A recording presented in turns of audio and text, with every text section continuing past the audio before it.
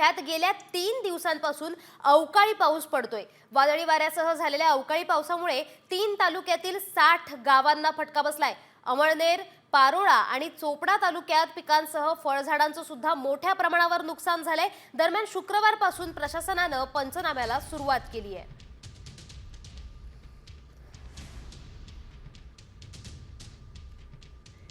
अवकाळी पावसाने जळगाव जिल्ह्यात फार मोठं नुकसान या ठिकाणी झालेलं आहे. आपण बघू शकतो की फळ पिकांचं मोठं नुकसान आपण बघू शकतो की या ठिकाणी व्यापाऱ्यांनी खरेदी केलेलं पपईचे पीक आहे, फळबाग आहे, ती आता नष्ट झालेली आहे. वारा तर 15-20 मिनिटं झाला, पण इतका भयानक वारा होता आणि इतकी भयानक गार होती 5 मिनिटं.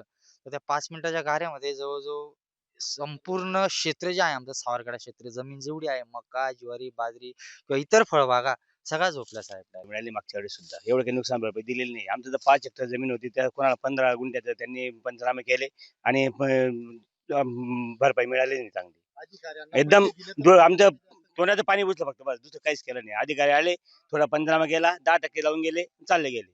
एवढं नुकसान मग आता हे कसं भरायचं? आता त्या याच्या भरोशा आम्ही तर देवाच्या याच्या वरच्या भरोश्यावर हे टाकलं गेलं.